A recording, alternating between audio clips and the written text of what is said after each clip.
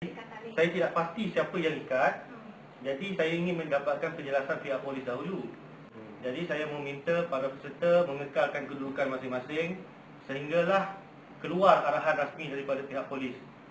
Tetapi dimarahilah mungkin oleh pihak yang dipercayai UMNO. Kemudian mereka menyerbu dan menyerang saya dan rakan-rakan yang mengarahkan mengekalkan kedudukan pada ketika itu. Kenaan kembali kenal lepas gate tu 5 hari. Itu saya masa gate tu saya tak ada lah. Memang ada tembak lah. Ada gas tu? Ada gas.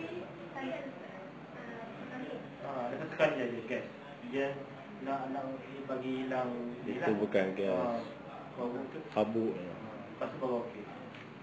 Abu lah. Sebut ya, bukan Sebut gas. lah, bukan gas. Ada sesuatu lah yang dilepaskan. Untuk berapa orang yang menyerang? 10 orang, 20 orang? Yang menyerang secara fizikal saya anggar 5 orang ke atas. Tetapi kumpulan yang menyerang tu memang lebih daripada 10 lah. Daripada pihak anda, berapa orang? Saya, Jeming dan seorang lagi rakan. Tiga orang? Tiga. Ada personality yang you kenal? Personality yang tidak kenal, tetapi saya ada yang ada 3 orang tu. Dia kata tu dia kenal lah tu adik kepada Adik Datuk Imam Ali? Yes. Azmi Ali? Azmi Ali. Salah seorang yang memukul? Yes. Atau saja berdiri? Ada dia salah seorang yang memukul. Dia salah seorang yang memukul saudara?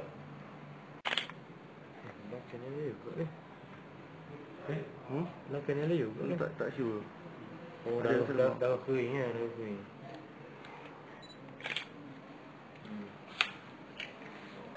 Tak apalah. Sabarlah dulu. Ada yang tak sabar macam tu yang suka pergi ke jalan dah.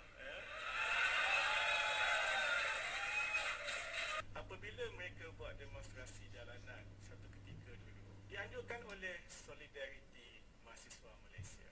Dan dia nak serahkan memorandum kepada saya di PWDC. Saya pergi.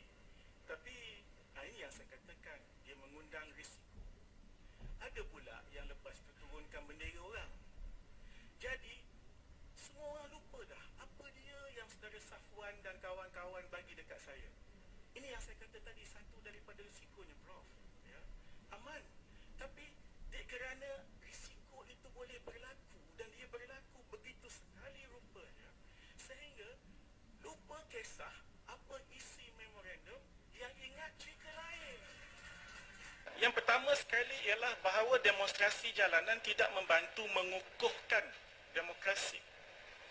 Dia mungkin sebahagian dari demokrasi, tapi dia tak membantu mengukuhkan demokrasi. Bila kita kata mengukuhkan demokrasi, maknanya demokrasi itu dah wujud. Demonstrasi melawan Malayan Union, demokrasinya belum wujud. Itu berbeza.